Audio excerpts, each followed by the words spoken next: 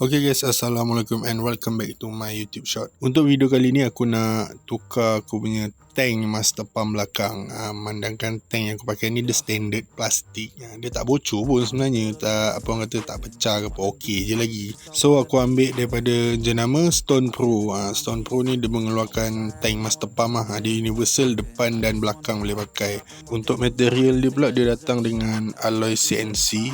So dia lebih tahan lah berbanding yang plastik tu. And warna dia pun ada macam-macam colour, and aku ambil adalah warna merah. Untuk pemasangan kau boleh letak menegak ataupun sengit macam tu lah. Cuma kau jangan letak terbalik, tu tak boleh lah. Ikut kesesuaian korang yang mana korang rasa nice untuk korang nak letak. And dia punya hose untuk master pump korang boleh pakai yang asal balik lah, tak perlu tukar pun, just PNP sahaja.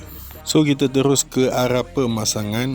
So untuk buka ni aku macam aku punya skru aku pakai Allen key. Mungkin kalau korang dia pakai T10 ataupun T8 lah. Korang just buka je, lepas tu korang cabut dia punya clip tu pakai plier, dan korang tarik lah. Korang tarik tu slow. And andai kata ada minyak yang tumpah, korang kena lap lah cepat-cepat. Sebab minyak brake ni dia panas geng. So dia boleh membuatkan korang punya bahagian cat tu akan terhakis lah. Sayang geng. So untuk pemasangan dia pula, macam mana korang pasang yang standard, macam tu korang pasang ni. Korang just masukkan je balik hose, lepas tu korang clamp balik dia punya clip, and korang ikat lah dia punya skru tu. Lepas tu korang boleh isi minyak macam biasa.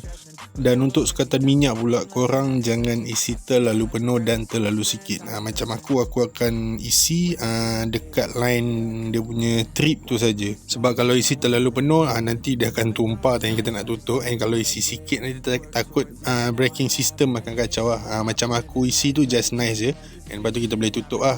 Okay, untuk dia punya penutup ni pula, dia dah memang bagi oil seal siap-siap. So untuk minyak tumpah tu memang tak ada lah geng. Macam aku ni, aku terlebih pada trip sikit lah. So dia ada tertumpah sikit, and aku lap-lap je lah balik. So aku dah lepas pemasangan ni aku dah try bawa, and so far tak ada tiba-tiba brake kosong ke apa ke. Brake still okay je. Kita just buka yang lama and masukkan tank yang baru lah. Lepas tu kita isi macam biasa. Waktu kita buka tu kita jangan pump kita jangan pump brake ke apa. So macam ni lah hasil dia setelah siap pemasangan. Memang nice teruk kan, kena dengan aku punya tema. So korang kalau berminat untuk dapatkan tank ni, korang boleh tekan link yang ada dekat video ni. Okay, bye bye, Assalamualaikum.